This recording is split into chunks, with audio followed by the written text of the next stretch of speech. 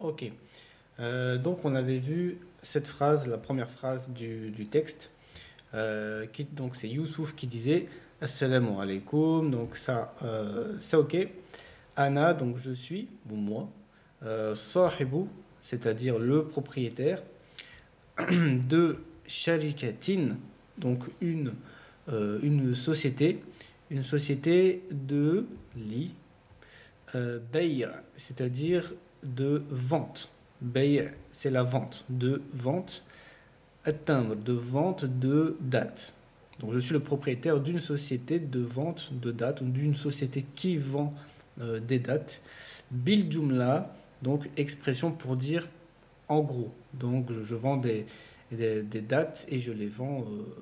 Je suis un grossiste, si on veut, dans la vente des dates.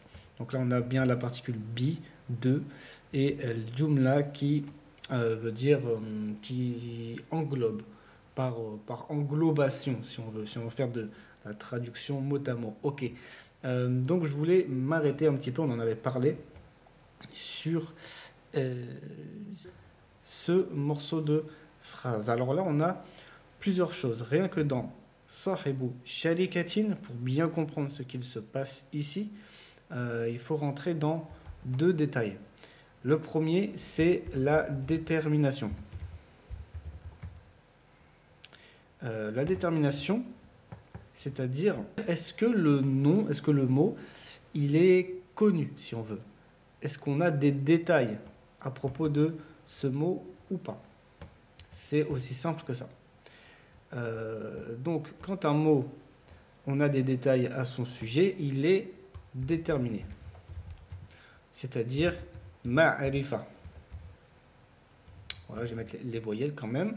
Donc dans ma'arifa, on reconnaît, si tu veux, on reconnaît le verbe, je te le donne, arafa. Arafa, ça veut dire connaître. Donc quand un mot il est ma'arifa, il est connu, il est déterminé. On le reconnaît comment grammaticalement avec elle. Par exemple, el bait. Un autre exemple, j'en sais rien, el kitab, allez. El kitab, la maison, le livre. Donc on pourrait le traduire en français par le ou la, c'est un déterminant. Voilà. C'est un déterminant, donc il sert à déterminer le nom qui suit. On connaît, c'est la maison. On a une information. Et à l'inverse, un nom, il est indéterminé. Donc, on va dire nakira. Nakira, et ça vient du verbe nakara, yankiru, qui veut dire le fait de. C'est le fait de nier. Nier quelque chose, nier quelqu'un. C'est-à-dire le balayer, voilà, ne pas le considérer. C'est l'inverse de la considération en fait. Nakara yankiru. C'est l'inverse en fait de al-ma'rifa. On ne sait pas, on nie, on a un doute au sujet. En gros, c'est l'absence, on sait qu'un mot il est indéterminé quand il y a l'absence de elle. Voilà. Il y a, donc je sais pas comment l'écrire, hein, mais il n'y a pas elle. Donc par exemple, au lieu de el bait, on va dire bait. Voilà. Et au lieu de dire el kitab, on dira kitab. Tout simplement. Voilà. Alors, une précision grammaticale. Tous les mots qui commencent par elle et donc qui sont déterminés ne prennent pas le tanwin. On dira ou et pas un. On dira i et pas in. On dira a et pas an. Al-baytu, el-kitabu. À l'inverse des mots qui sont indéterminés, eux, on va mettre toujours le tanwin. On mettra un, an et in. Voilà. Baytun, kitabun. Donc c'est un petit peu comme si le L qui manque aux noms qui sont indéterminés se transforme en quelque sorte en une nunation. Baytun, el baytu. Kitabun, el kitabu. La maison, une maison. Une maison parmi tant d'autres. On n'a pas d'autres informations à son sujet. Voilà. Donc ça c'est bien à retenir. Ensuite, on a un deuxième élément de cours, une deuxième leçon qu'il faut connaître pour comprendre la phrase. Donc je te le remets, Sahibu sharikatin li bay'i tamr, c'est ce qu'on appelle l'annexion. L'annexion, ou en arabe on va dire ishara. Ishara. Pas du tout, c'est l'idafa. Rien à voir. Ah. Al-idafa. Ça vient du verbe adafa. Adafa quelque chose à quelque chose, ça veut dire ajouter quelque chose à quelque chose. La détermination, d'ailleurs, je ne l'ai pas noté, mais ça vient de. C'est al-ta'rif en fait. Ta'rif, qui vient du verbe arrafa. Arrafa, le fait de faire connaître. Donc, arrafa, faire connaître. Voilà. Et donc, le nom verbal de faire connaître, c'est la détermination. Voilà. Donc, pour ce qui est de l'annexion, donc c'est le fait d'ajouter. C'est quand un nom, on lui a ajouté un autre nom pour pouvoir lui apporter plus de